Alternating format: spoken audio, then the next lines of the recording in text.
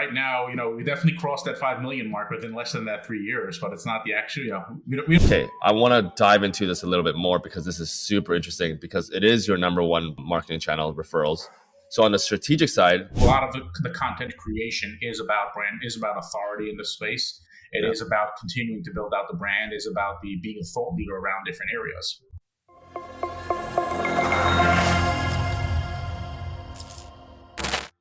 Welcome back to another episode of Marketing on Mars. Today, we got the founder and CEO of a company called ProCFO Partners. It's a very interesting business. Basically, you can think of it as like a part-time or a fractional CFO, but kind of on steroids because they have a bunch of CFOs under their umbrella, and they're managing a bunch of different companies, very, very fast-growing companies in the last 3 years. So I'm really excited to dive into the business model and how they got into all this growth in this very interesting niche.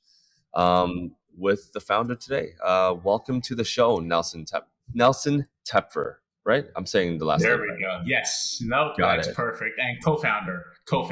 I Co-founder. have a business partner as well. Yes. Co-founder. You can't take all the credit for it. No. Can't take all the credit. No, absolutely not.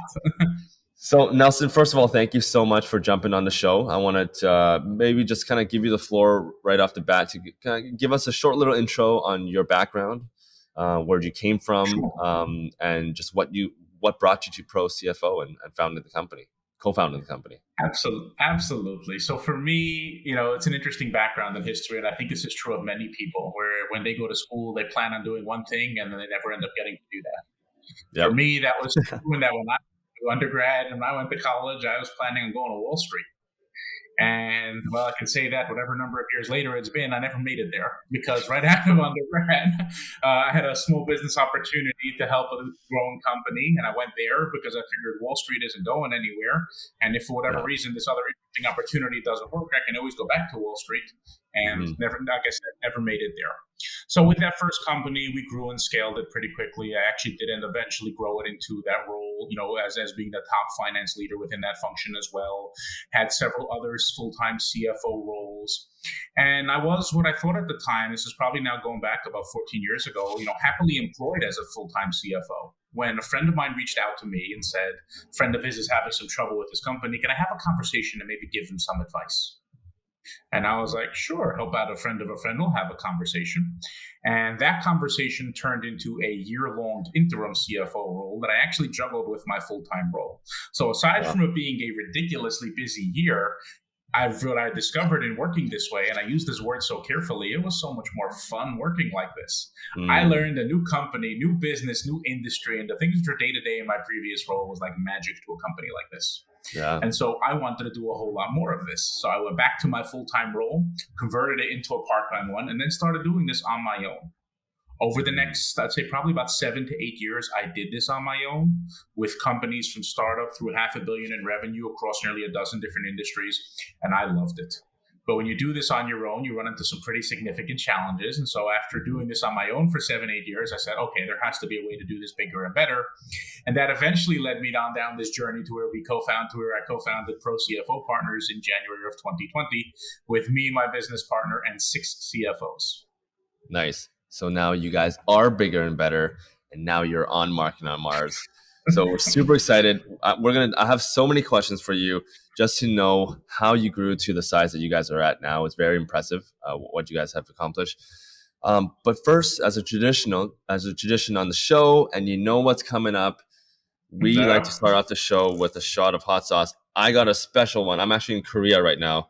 I got this very popular. It's kind of going viral. This hot sauce. It's essentially concentrate cayenne peppers. Each spoon is probably going to be like 6 or 7 of eating 6 or 7 cayenne peppers. I don't know. I haven't even opened it yet. You're going to be the first to see me die on the show. But we're gonna give it a shot. We're gonna give it a shot. I'm really nervous, but we're gonna give it a shot. Okay, here we go. What do you have for us? today? So I got, this is a Melinda's, it's a Chipotle habanero one. Chipotle I know it's habanero. something right when the first ingredient is habanero pepper mash. That's the first Yeah. ingredient of it. So I know I'm doing something right for this conversation. Okay, let's see how this goes. Oh my God. I don't know if you can see this. I literally touched it a little bit and Oh wow, it's just red burning. all over. Not burning yet, but we'll see. All right, so let's Okay. start this. Let's start Yeah, I this got my off, shot right? ready over here. Okay. I went with an actual shot. There we go. Okay, I'm just gonna go light just because this is. Okay. I'm nervous. All right, so cheers. All right. Cheers. Ooh.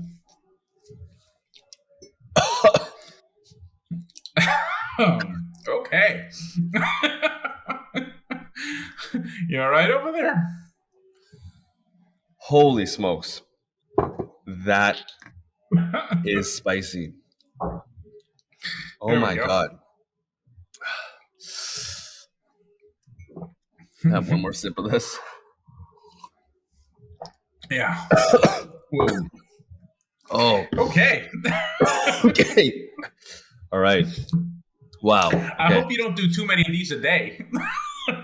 No, I mean, I'm not. I hope not. I hope you answer all the questions that I'm going to give you, so we don't have to take another hot sauce. I'm begging you, please.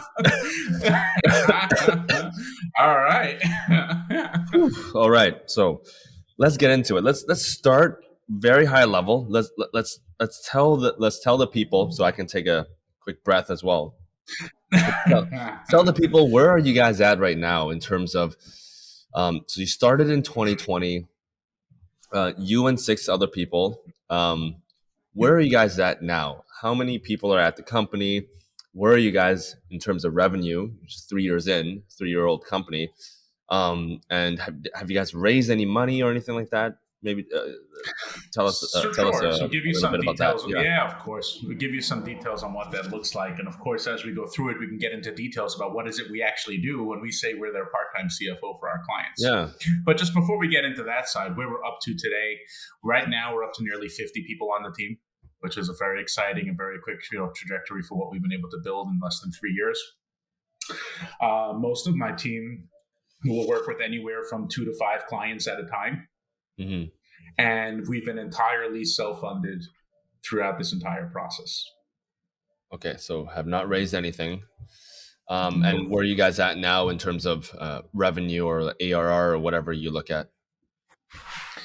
I can give you a range right now. We definitely crossed that 5 million mark within less than that 3 years, but it's not the actual. We don't usually share that actual number. I guess, does that mean we have to? Oh my goodness, Nelson! Oh no! All right. I guess the Martians have spoken. We got to do another one of these. There we go. Should not have asked that question. All right. Oh, I'm gonna have fun with this one. Usually, you probably put it on to this one. I think I may have more fun than your typical podcast. I'm gonna stick with the same amount because that one was still manageable. If I do more, I might die. But anyways, I got some here. Whew. Oh. Wow. The second one does not get better. I got to be careful with the questions I ask now. Yeah, there we go. All right. Okay, very impressive though. In 3 years, have grown to over $5 million. We don't know the actual number, but it's over $5 million. And you guys have 50 team members now. Each CFO is managing 2 or 5 companies. So if I'm doing the math right, it's about over 100 companies now in the portfolio. Yes. Okay, so impressive stuff. And you said you guys are working. So tell us a little bit about how this works. So I'm a company. I'm looking for a part-time CFO. How do you guys usually come on board? So very often we'll be referred in by one of the other advisors or trusted advisors or other professionals that business owner is already working with. whether it's an accountant, a lawyer, a banker, a wealth advisor, some other consultant, or some other benefits or payroll or other, someone else that they're already working with will very often identify that. And a lot of it is because many business owners are not as necessarily as aware of what is the role of that CFO and how is it supposed to be helping them and what they're up to today. I see. Sorry, this is it's actually getting worse as I drink more water. Okay, I think I may have some fun with this. I might answer some questions incorrectly. Or just avoid questions on purpose. Please don't do that. Okay. All right. So, part-time, you said that some of the companies that you guys work with are quite large in size, and I assume when it gets to a certain size of company, you become more of rather than a part-time or fractional, you guys become more of a full-time, right? CFO. Not exactly. And that's an interesting process for us. I think two of the most common questions we get are, when do we need you and when do we need a full-time? And the answer really is, because our clients, to your point, ranges from as small as funded startups pre-revenue, and our largest clients are a few $100 million in revenue. For us, when we get involved with these companies, it's not about selling access to our time. It's about how do we help them build their finance and accounting function so it is systematic, sustainable, scalable, and perhaps most importantly, actually built to support the growth and goals of the company. And so when we get brought into the conversation, that may look like one kind of engagement when we're helping companies that are much smaller, but as they grow, we'll start managing a larger part of that process. It doesn't mean they automatically need a full-time. It just means that what gets involved with how we interact and how we're helping them build. For instance, our smaller clients may be just us and a bookkeeper or us and a bookkeeping service, and our larger clients may have 10 people in their finance and accounting function, and where they're managing the managers within that function. I see. Okay, interesting. So you mentioned smaller companies where it's just part-time, and then as they grow, you're taking more and more of you're taking more of a larger role. Give us a sense of leadership role. Yeah, of course. Yeah. So give us a sense of what would a smaller retainer look like. I don't know what the cost of a CFO looks like, but what would be a smaller retainer? And I'm very nervous if you can't answer this question. But what would be a smaller retainer, and then what would be like a larger retainer? What would a larger retainer look like? Sure. So our smaller clients very often will start with us from around 2 to 3 days per month, which usually will cost them in the range of, I'd say probably between $6,000 and $8,000 a month. We don't bill hourly because we never want our clients to think if they should or shouldn't call us based on a bill they see. So we look at it based on our level of engagement and what we're focused on helping them on. That's on our smaller side, so in that, again, 5,000, 6,000 is the low end, to about 8,000 in that range. And then at the higher end, our larger engagements, we can very often start with some clients up to 2 to 3 days per week, which can get close to in the $15,000, $20,000, or $25,000 a month range. Wow. Okay, what would give us an idea of what a company for the $6,000 to $8,000 retainer? How much money? What is their revenue looking like? Sure.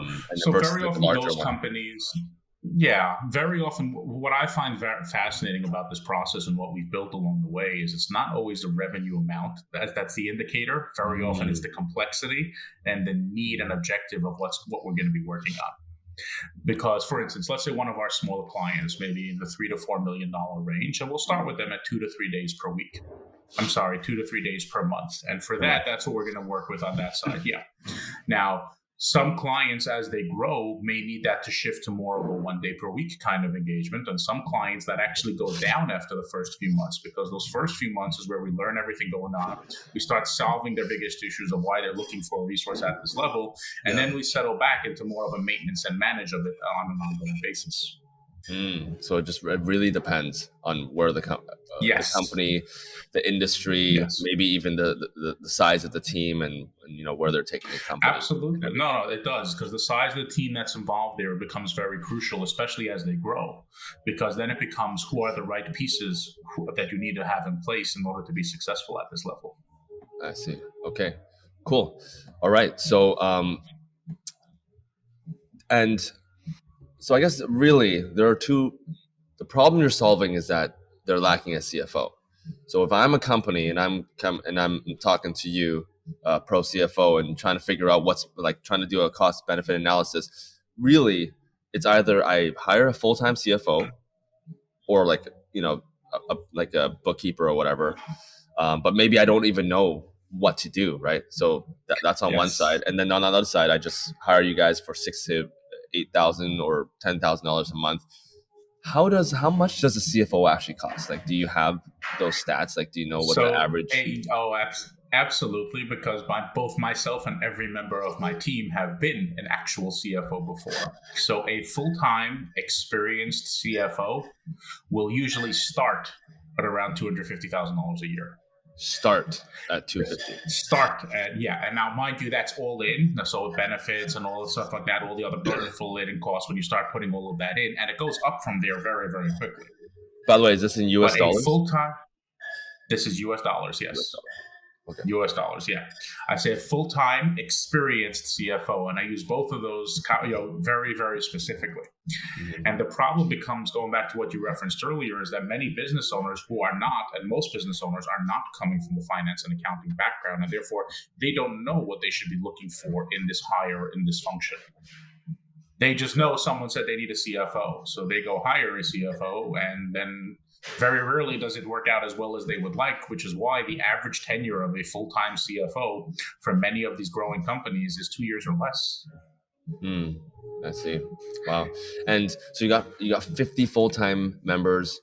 They're all full-time, or do you have some part-time team members on your team as well? No, definitely some part-time it is. Again, some of them are only looking for part-time, like there's some of them are only looking for 1 or 2 days of work per week, or some of them are more than that. For us, it becomes about aligning and matching the right fit with the business owner to the right fit with the CFO, who can actually be the one who will actually be able to add value and help them achieve what they're trying to at this point in time. Right.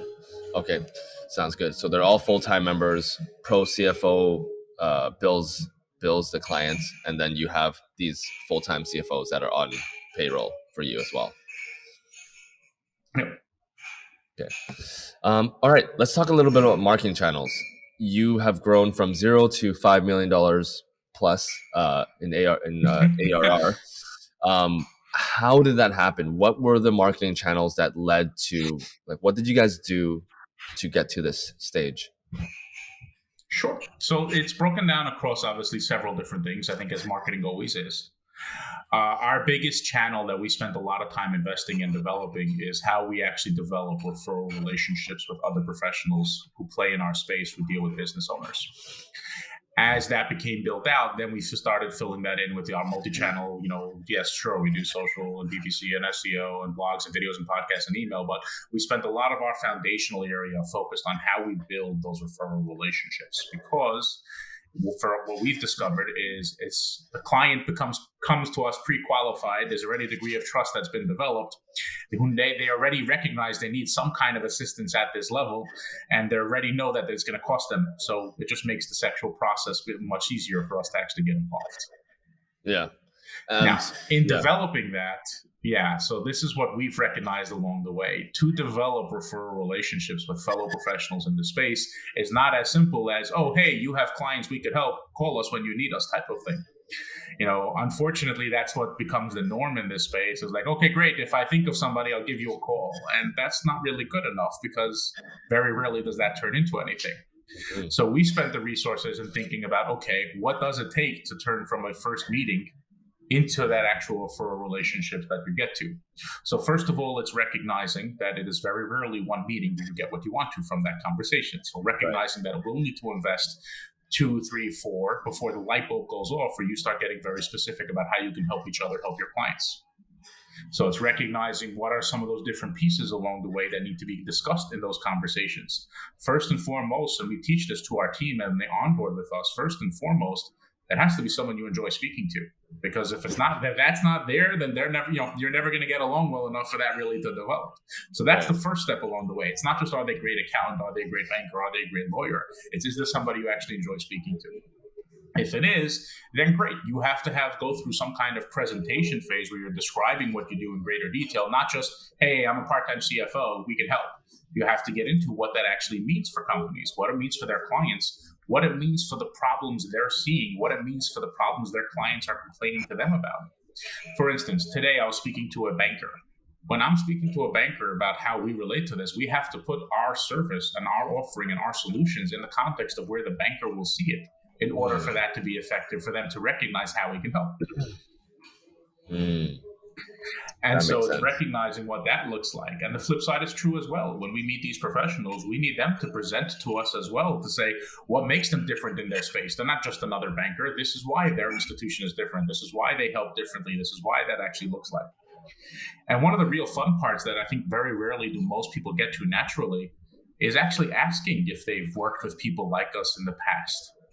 And what has that experience been like? Because I remember, again, this is one of those learnings that I've learned from not doing that. I think I spent 6 months trying to develop a relationship with, I forgot which professional it was, only for him when I finally asked, like, okay, what does this look like working? He says, no, I tried working with someone like you in the past and it failed miserably, so I'll never do that again. Yeah.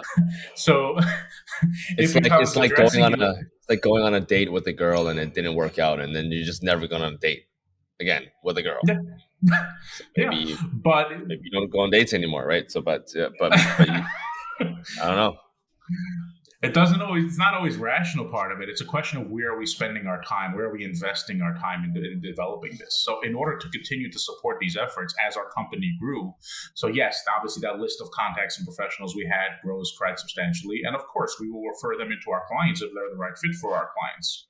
We don't accept any referral fees. For us, it is only if we think they can help.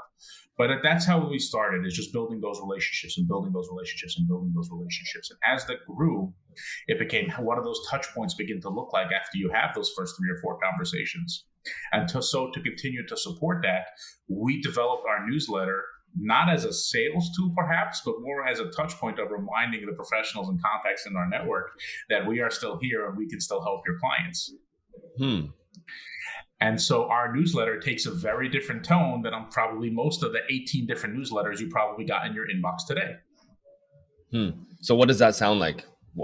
How do you keep them engaged? What would a sample newsletter look like?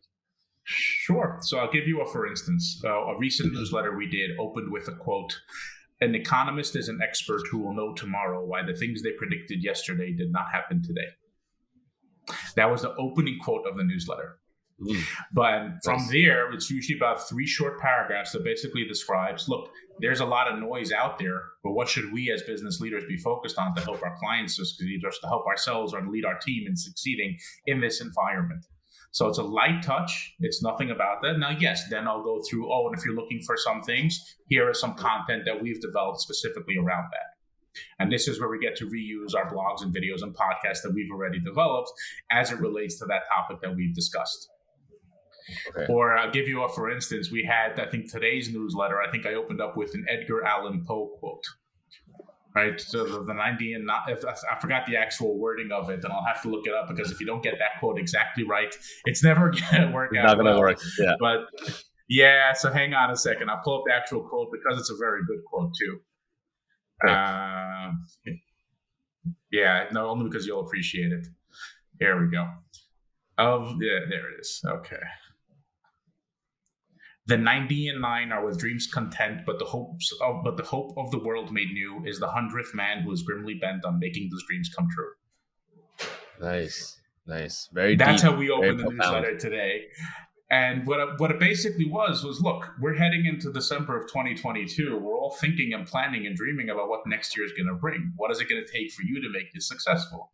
That was the angle and perspective we spoke about. So it's not, CFO and balance sheets and P&Ls and ratios and things like that, because no one's interested in reading something like that. It's more about, again, this is an interesting topic you should read about. That's our goal for the newsletter. So that's a newsletter specific for referrals, right? Because that goes to our contacts. Now, we will send it to a wider audience, but that newsletter, that tone and that topic focus was developed for our referral relationships as a way of remaining top of mind with them in an interesting and engaging way, so that we will continue to have conversations with them.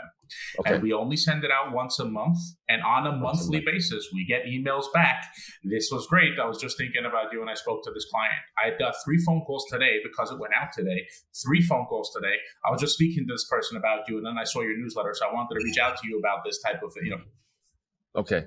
So once a month, what's the open rate looking like for your emails?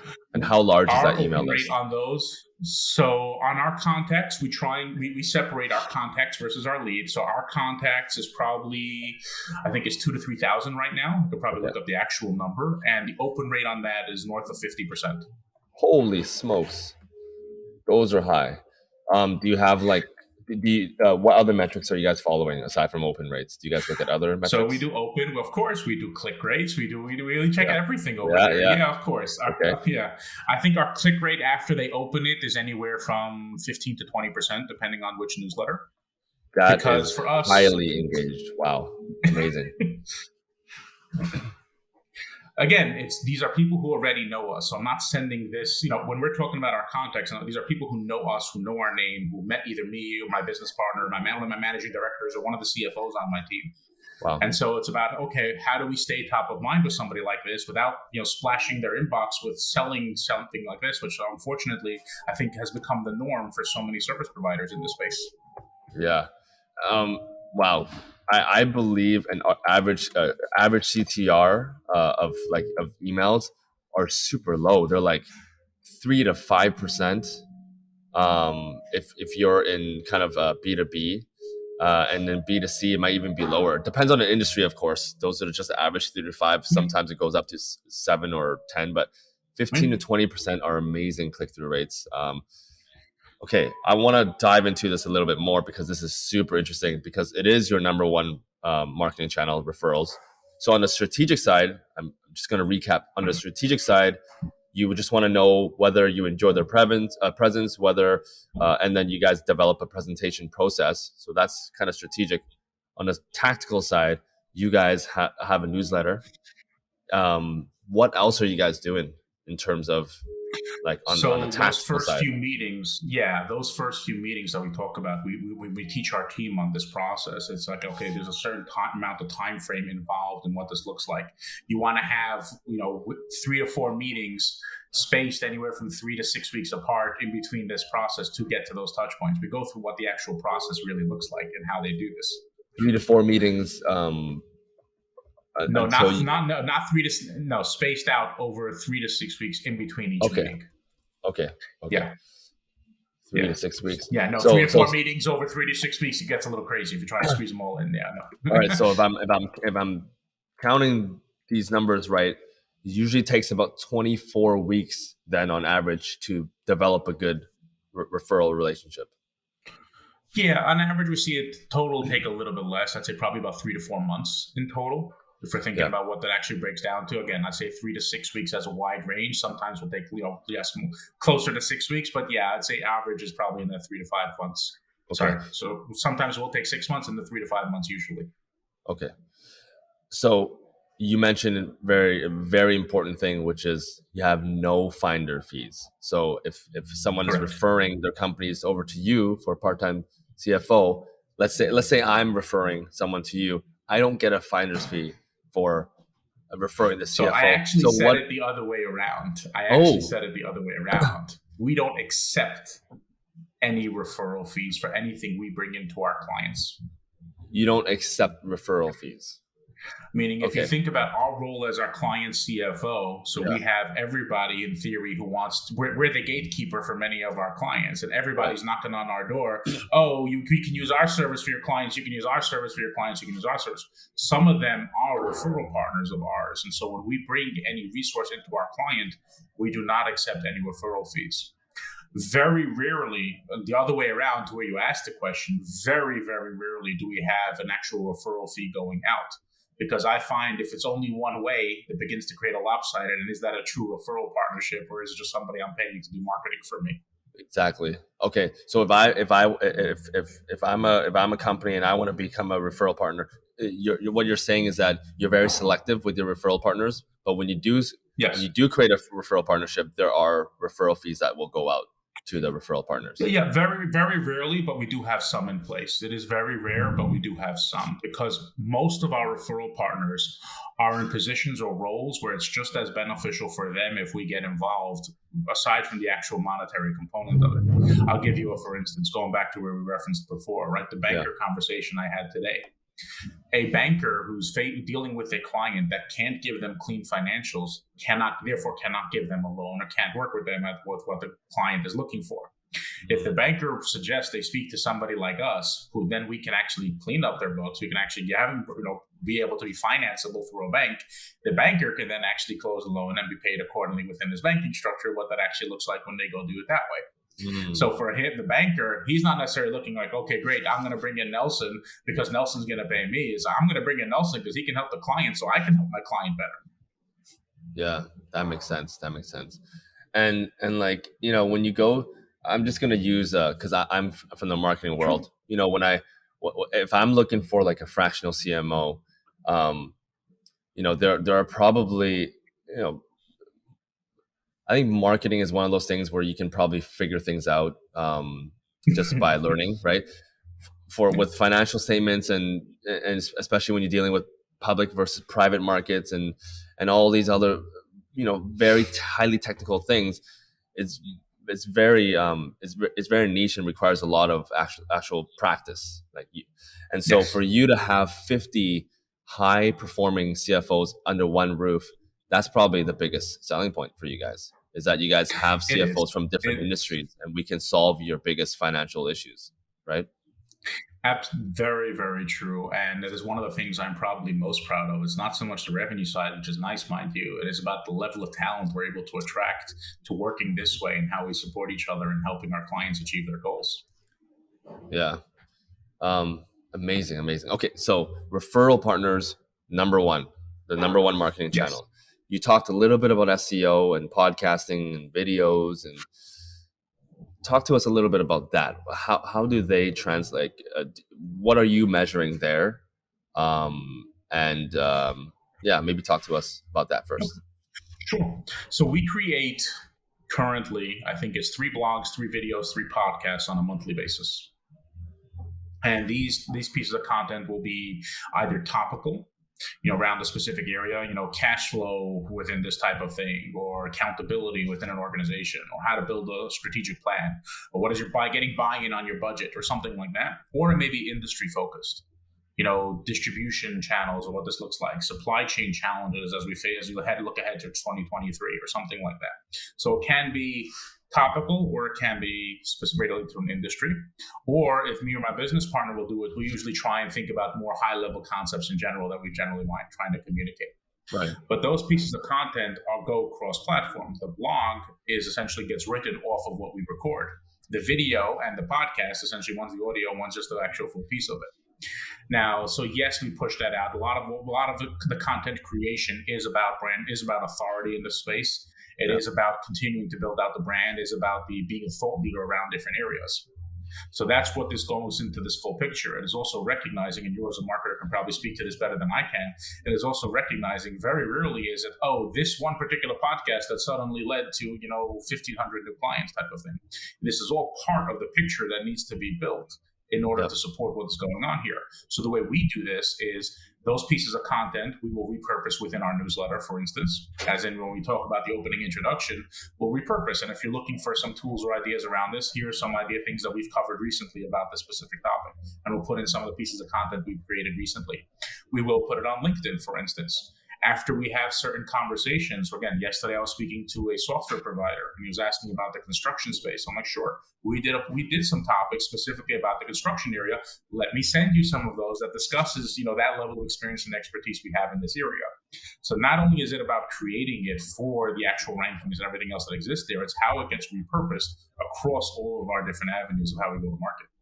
Do you guys get a lot of kind of leads coming through the door through SEO and social and all the things that you're doing, or those are just help to increase the conversions for the email that you do? So We are definitely getting right now, as we continue to focus on it. You and I both know the SEO and PPC is kind of a process until you get that right, until it actually works. And then, of course, suddenly something changes and then it stops working automatically and you have to figure out why it suddenly stopped working. So it is a never ending process around some of these areas. Our SEO and PPC work around those pieces has certainly yielded some direct, where did they find us? Because we have it in our forms on Google search. Where did this look like on this type of thing? We have some very interesting areas where we are ranked extremely highly for organically. Like, for instance, modern CFO. You search for like the modern CFO. I think we're still number one ranked on organic search at the moment. Nice. And that goes back to a blog, a video, and a podcast we did talking about the modern CFO. What's changed in this role? What is it supposed to do for you versus what you may think, or organically, what you may think of the role having been.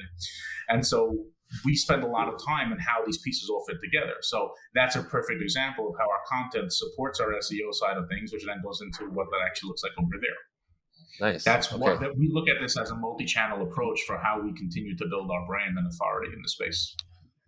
Okay, speaking about authority, with B2B, I'm noticing a trend, and let me know if you're seeing the same thing on your side. With B2B, a lot companies are making decisions and are engaging not so much with companies specifically, but they're engaging with individuals. They want to follow a thought leader within the company. So I might not be following Amazon, but I'm following Jeff Bezos. I might not be following ProCFO, but I'm following Nelson. Are you seeing the same thing, and are you investing in more individual kind of thought leaders? Or talk to me a little bit about your branding strategy. Of course. So we actually have our team be interviewed for all of those podcasts for several reasons, which is why. So when you actually go to our YouTube page, for instance, I think we probably have close to 100 videos, if not more than 100 at this point, talking about those different ones. And almost all of them will be different members of my team. Yes, me and my business partner will be interspersed there. We want to make sure we have our presence out there as well. But more of them will actually be the different members of my team because, to your point, it is demonstrating their specific authority around those different areas. Yep. It highlights and showcases the level of experience and expertise we get to offer all of our clients and how it actually works and how we can actually help them achieve what they want to. Wow. So you got over 100 videos showcasing your 50 team members, and each video basically acts as almost like a filter, right? So if I'm looking for someone to help me with for example, I don't know, yoga wear space, now I see that you have a CFO that's actually worked in the yoga. He's answering questions and he's showing authority in that space. Now I'm like, okay, ProCFO knows what they're talking about. So is that kind of like the strategy that you guys are going for? Absolutely. Yeah, that is definitely true. I don't think we talk about specifically yoga wear, but we might talk about apparel and distribution. Apparel. Yes. Yeah, more high level. Yeah. Yes. But now that you've gotten 100 videos, maybe now you guys drill in deeper and go more niche, right? We are. We're already going around to round 2 with many of our team who are interested and want to go into that specifically in different areas. For instance, we have some on nonprofit, and we've done round 1 and round 2, and I think even round 3, speaking about the specific challenges within the finance and accounting function in nonprofits, because many of my team are interested in that. Similarly, we've done quite a bit on the manufacturing space, on a whole bunch of these other spaces. I think we're last count, we're in 28 or 29 different industries. And I joke with people that number seems to keep growing because they keep making up new industries. Yeah, exactly. So you're in a lot of different industries. By the way, how many clients do you guys have right now, if that's available to share? Not an exact number, but I will say it's certainly in the hundreds. But not an exact number. Does that mean? There we go. Oh no! Yeah. Oh God! Right. The Martians are really trying to kill me today. Let's do this. Hopefully, this is the last one. Oh my God! All right. I'll try to add a little bit more this time. Let's see what happens. There we go. What happens? Oh God! I'm so scared. I'm scared. Cheers. Cheers.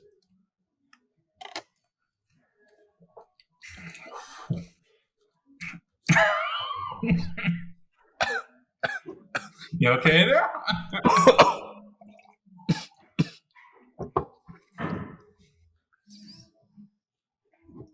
Okay. Yeah. Yep. So over 100 clients. You can't share the number. Oh, I should have known. I think I asked you this one already. I don't know why I would put myself through this pain. Um,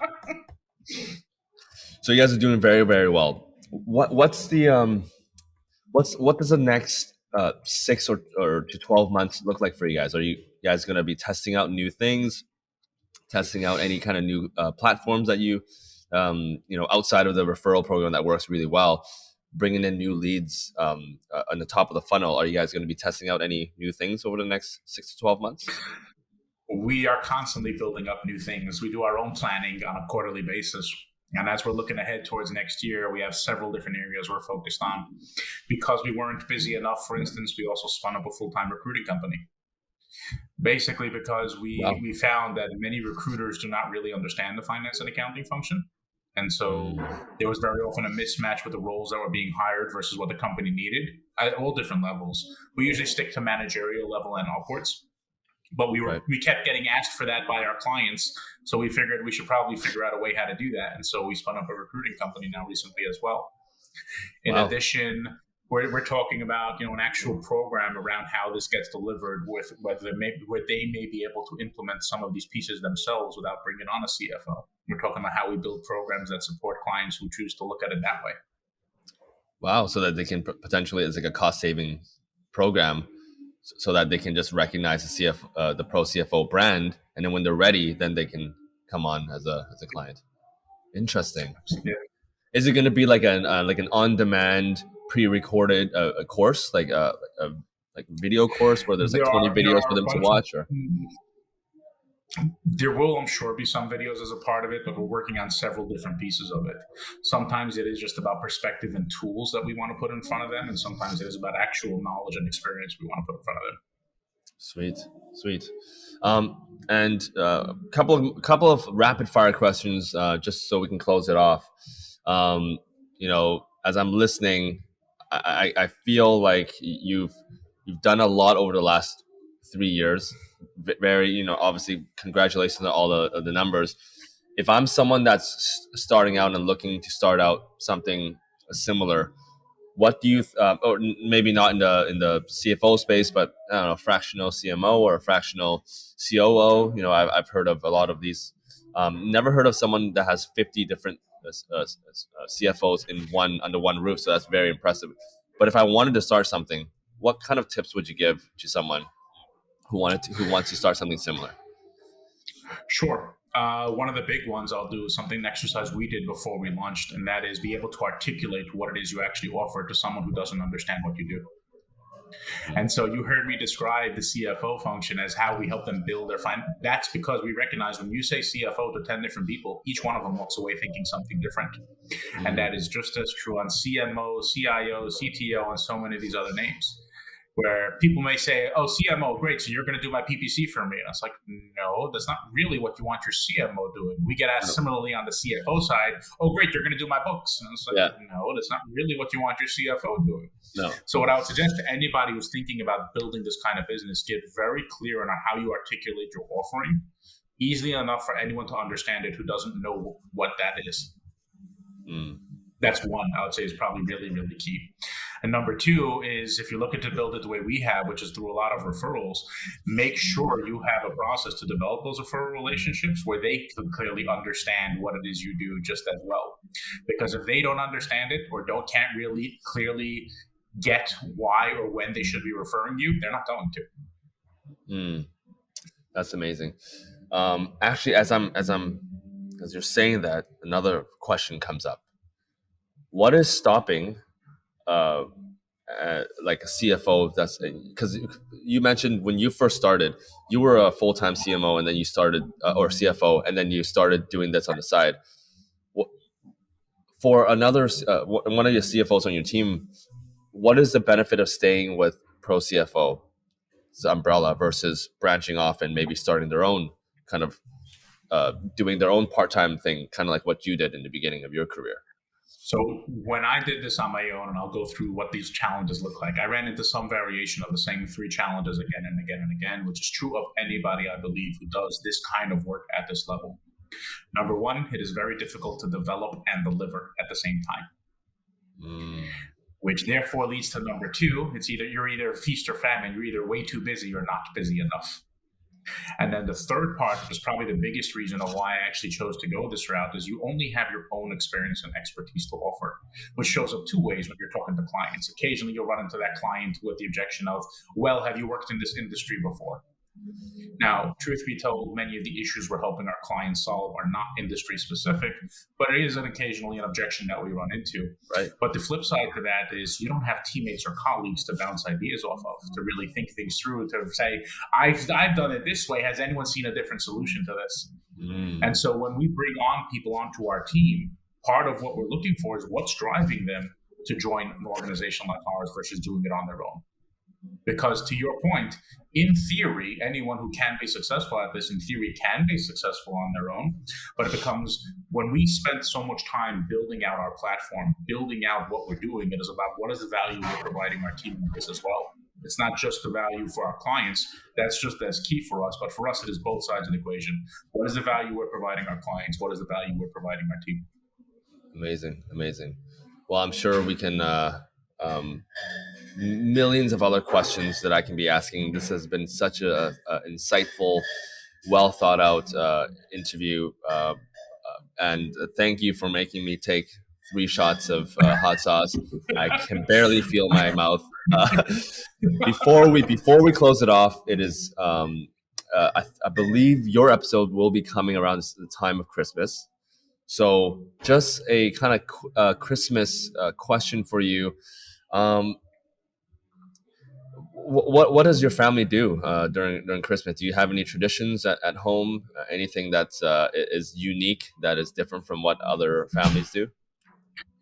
Well, we actually celebrate Hanukkah by us, not Christmas. So for us, it is, that's where this one comes in. There we go. Oh, happy Hanukkah. Yeah. Okay, so that's the thing. Yeah. Like, so what? So what yes, usually... I guess that is different. It is different. That is different in and of itself. Yeah. And so what does the celebration look like? For us, there are family gatherings. There are the parties that we have. Like many, there's always some kind of food-based kind of party type of thing. There are presents given out. There's all kinds of fun things like that, which probably look very similar to many others, but for us, it's based around these kind of traditions, which we've been doing since we were kids and all the fun stuff like that. Awesome. Well, Nelson, thank you so much for jumping on. It's been an absolute pleasure speaking with you. Before we jump out, how about we do one last shot of hot sauce? One more, sure. Let's just do this last one. I think it's growing on you. That's what I think. It is. I'm getting addicted to this taste now. There we go. Yeah. Feeling of pain. All right. I'll have to check out your next episodes to see if you stuck with this one afterward. I might never try this again, probably. Cheers.